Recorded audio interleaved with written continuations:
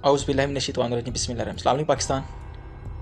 मैं कल रात होने वाले सानहे का आईनी शाहिद हूँ और मैं लाराइब किताब कुरान पाक के ऊपर हाथ रख के ये हलफ उठाता हूँ कि जो मैंने देखा, जो मैंने रिकॉर्ड किया, वो सब सच है। और इन लोगों ने कल जिस तरीके से ब्लू एरिया की लाइट्स बंद करके पाकिस्तान तहरीक इंसाफ के कारकुनान के ऊपर गोलियां बरसाईं, जिस तरह बेदर्दी के साथ उनका कत्लेआम किया गया, मैं कुरान पाक के ऊपर हाथ रख के यह हलफ उठाता हूँ कि इन लोगों ने कल पाकिस्तान तहरीक इंसाफ के लोगों के ऊपर, हमारे ऊपर जुल्म किया। हम चंगेज़ खान, हलाकू खान, हिटलर को पढ़ा, देखा, लेकिन खुदा की कसम अब हम लोग हिटलर को भूल जाएंगे, चंगेज़ खान को भूल जाएंगे, हलाकू खान को भूल जाएंगे, जो कुछ हमारे अपने अदारों के मुहाफ़िज़ों ने हमारे साथ किया। ब्लू एरिया के अंदर इन लोगों ने हमारे ऊपर जिस तरह गोलियां चलाईं और जिस तरह इन्होंने कारकुनान को भगाया, आप देख सकते हैं कि पाकिस्तान तहरीक इंसाफ के कारकुनान के पास कोई हथियार नहीं थे, वो पूरा अमन थे। उसके बाद जो लोग 7th एवेन्यू वाली साइड पे भागे हैं, जिस 7 वाली साइड पे भागे हैं, उनके पीछे जाके इन लोगों ने इनको गोलियां मारी। मैं ये नहीं कह रहा कि सारा कुछ पाकिस्तान रेंजर, पाकिस्तान पुलिस ने किया है। हो सकता है जिस तरह इन लोगों ने मॉडल टाउन के अंदर और जिस तरह इन लोगों ने ग्लू बट छोड़े थे लाहौर के अंदर, इन लोगों ने इसी तरह अपने किराए के गुंडों से भी ये काम पाकिस्तान गवर्नमेंट ने करवाया है। हमारे लोगों को शहीद किया गया है। ये पाकिस्तान अब रहने के काबिल नहीं रह गया। हमारे ऊपर जुल्म किया गया है, सितम किया गया है। एहतजाज करना हर पाकिस्तानी का इस्लामी जमहूरी हक है।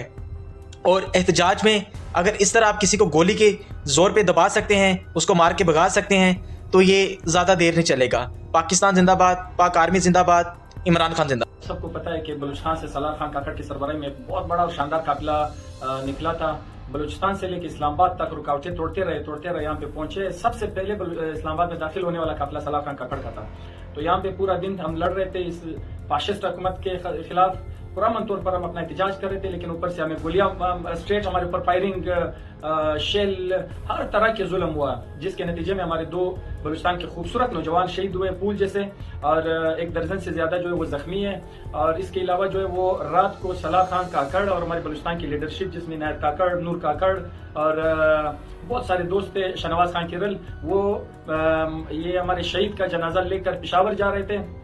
तो रास्ते में हसन अब्दाल के मुकाम पर इन जालिमों ने दोबारा इनको रोका, और जिसके नतीजे में 70-80 हमारे कारकुन जो थे उनको अरेस्ट कर लिया है।